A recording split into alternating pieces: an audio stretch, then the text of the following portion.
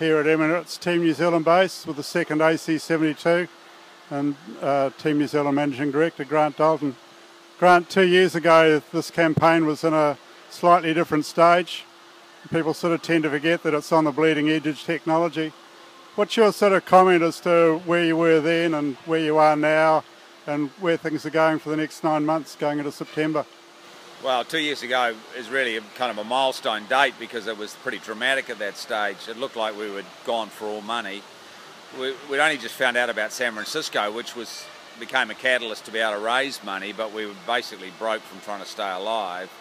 And with Christmas holidays just finishing, it was only now that I was able to get on the road and start talking to sponsors seriously, with a deadline of April then 2011 to actually have enough money to keep going. So from that point to now, there's obviously been pretty rapid and dramatic movement. We had all our people at that stage, but they were all under the knowledge that if we didn't have the money by April 11, we were gone, or enough money to know that we could get the money.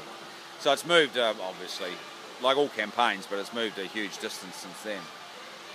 This has been bleeding edge technology. How have you really coped with that as a team?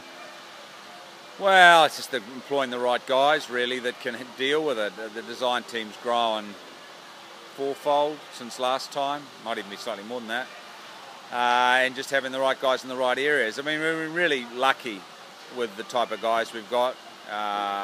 With Geo anchors with his guys anchors the engineering, and that's obviously a big part of these, but guys that have come into the team just to grow in the role, and it's a pretty open environment, the design office. One of the things we've tried not to do, and there's always a temptation to do it, is to stifle the kind of development too early and kill the wacky ideas almost, if you like, because I don't know what's right, no one does even yet, and won't until this cup's over. But there is a point when you've got to move from a platform of experimentation and not wacky ideas, but just letting it loose, to become reliable. And the changes to this boat, of course they'll happen, you don't want to stop development, but they're going to be more regimented, more controlled and more thought through rather than random ideas, because we've got to get reliable. So what are the key changes that have happened with the platform and the hulls of this boat? Well, we've done quite nicely on our weight gains, and as you would expect with a second boat, because the last boat was so heavily fibre optically strain gauge, we know where we could let go a little bit in terms of structural weight, or we think we do. So we're able to take those weight gains and incorporate them in things like fairings and certain other areas. The hulls are different.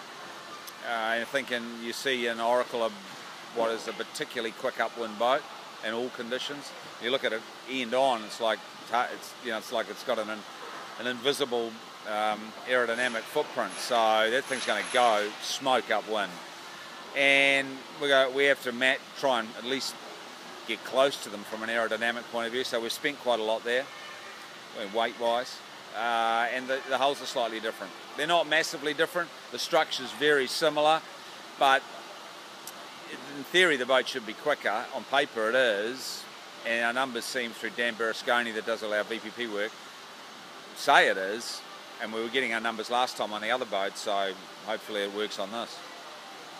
So what's going to happen with the wing sail and the development that's going on there? Well, we haven't again done major shape changes to the wing, and you're seeing quite a variation in thinking between the three teams on that. In one extreme you've got Artemis with a very big leading element and then a small back. Now they may change that, but that's their first shot. Then Oracle with sort of a 50-50 mix of front to back, and us more 60-40. The interesting thing about the wing is they're quite, and the other teams will have found this out too, and I know Artemis very much found it out, are really difficult to get to weight and CG. So you can get the weight, but then the CG's not quite right, and so you need maybe a bit of lead in the top to get your CG back or whatever. So the problem is with the really big element is the front element's more expensive weight-wise than the back element. If you just look at it structurally, you can see why. So with a really big front element and a little back element, or elements, you have weight issues, and I think that's partly what Artemis found with the wing they've got now, or wing one. So we've got that down to weight, we've got it to CG, but also it'll look the same primarily from an element ratio point of view, but we've, I think, made a lot of improvement in its operation and our ability to control it and move it quickly. Because you jibe the boat, you want to be able to wick up your wing quickly and, you know, scoot it out the other side and get the flow reattached quickly. So things like that I think will be quite big improvements in our ability to push and sail the boat efficiently. Given that two of your rivals have had some reasonable sort of calamities, where do you see yourself being, you know, vis-a-vis them? Well, we're only, you know, it's sort of almost our turn. They've both had pretty big issues, and, you know, it's just what's made round goes round. It's sort of time for our one. You know, and now we're in 2013 and we're focusing, you know, really in the year of the Cup.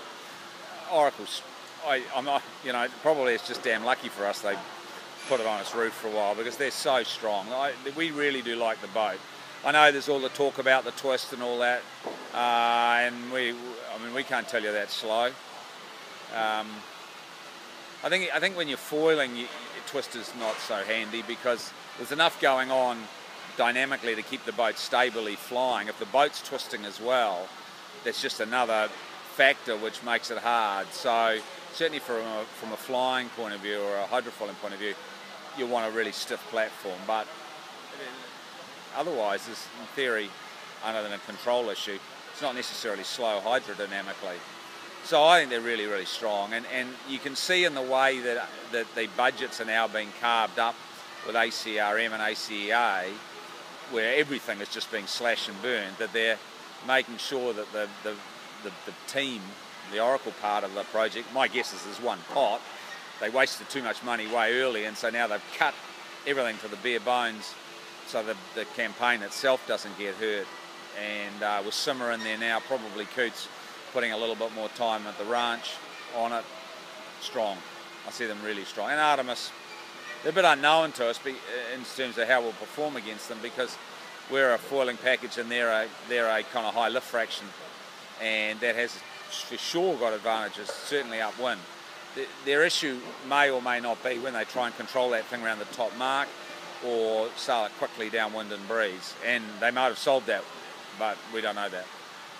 So what happens with this program from virtually today? I mean, you've got a launch coming up in February. What's the program from there through to September? Well, we're trying to hit February the 4th. We'll be close. You can't launch till February the 1st, which is the 2nd here, which is a Saturday, and then the 3rd's a Sunday. So the 4th was the logical date to target. We're not scared of working 7 days a week, but we have to do a launching, and a weekday's better for guests. Then we'll get sailing as quick as we can, and we'll train, tune, race against Prada when we can, and we'll ship out in April, and we'll take the fastest Merc ship we can find and reassemble and get going again in May, but it'll be late May in San Francisco. So how are you going to treat the Louis Vuitton Cup Series with that disqualification round being really not counting for anything, and the first boat goes home and the end of the semi-finals? Well, the first boat, yeah, I mean, it's not like it used to be, because obviously there's no entries, but if you wouldn't want to slacken it, because if you suddenly have a catastrophic failure or a tip over because you haven't quite got your act together, your whole campaign can end there. So I think you've got to treat every race pretty seriously. And if you are saying, well, we'll use it as a development platform for bringing on a whole bunch of new stuff later on, the problem with all of that is it's got reliability issues, because some things will manifest themselves in the first 10 minutes, but certain things might take a month to manifest themselves because you haven't really got your routine maintenance schedule set up correctly for that part, because you don't know it. So I think, other than techniques and learning to sail the boat quicker, this boat won't change much once Louis Vuitton starts, just because we've got to get it reliable by cup time. And that sounds cliche-ish, well, we've got to get reliable, but man, these things are some hard to be able to sail day after day and not have a problem. Okay, well, thank you very much. All the best. Thank you.